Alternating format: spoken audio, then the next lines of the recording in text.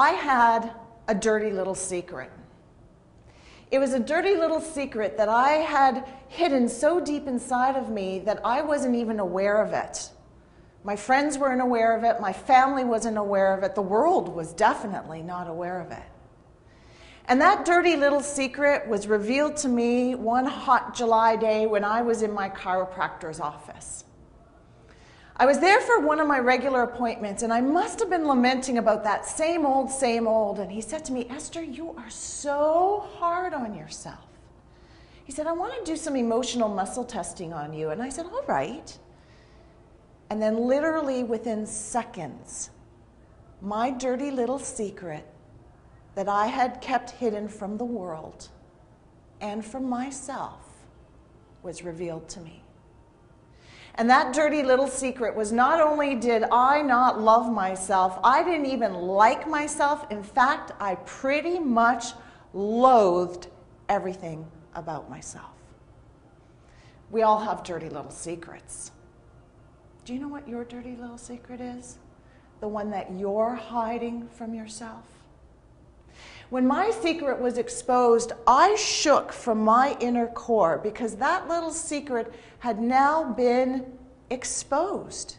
It had been brought to the forefront, to a virtual stranger in the room there with me, but most important, it had been exposed to me, Esther, the conscious mind.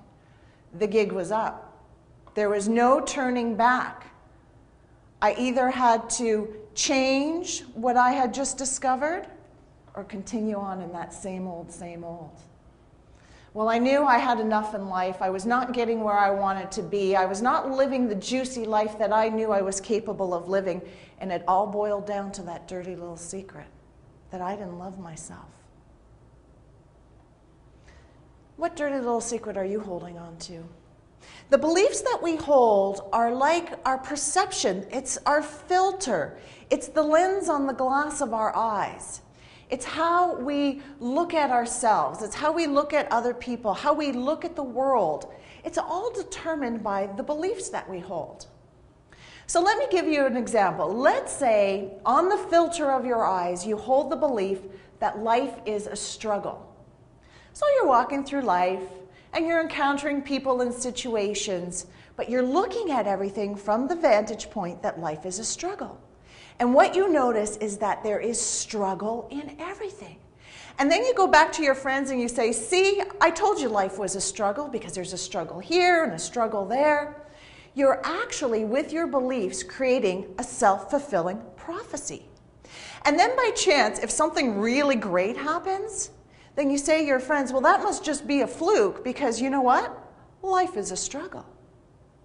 Now let's take off that set of glasses, let's take off that lens, and let's replace it with the filter or the perception that life is an exciting adventure. Now you're moving through life, looking at yourself, experiencing people, moving into situations and circumstances, looking at the world with the perception and the belief that life is an exciting adventure. And what you find and what you encounter is the excitement, the joy, the peace, the fun of life. And everything seems to work out your way.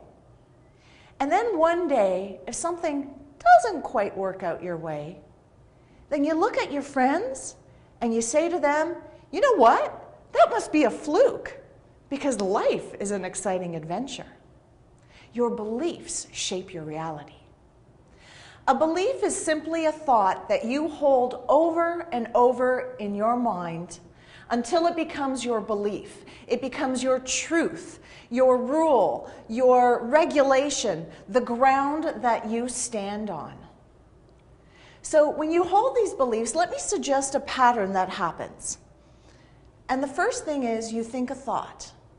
That thought creates some kind of feelings or emotions. Your feelings and emotions create your behaviors, and then your behaviors create your results. So if you're moving through life and you are getting the results that you want, well then congratulations. Because what that tells me is at the core, at the root of it all, you've got some pretty good thoughts and beliefs going on.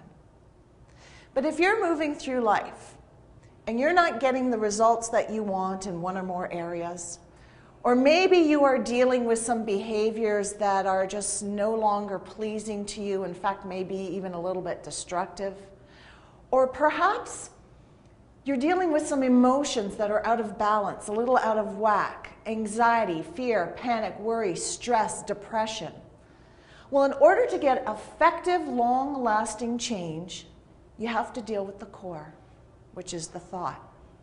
Anything else is simply a band-aid solution, a coping skill, a way to get through it all, to get that effective change, long-lasting change. You have to change it from the root, which is the thought. Change is possible. It is not difficult. It is as simple as changing your negative and limiting beliefs into positive ones. Because when you have a mind full of positive beliefs, absolutely anything is possible.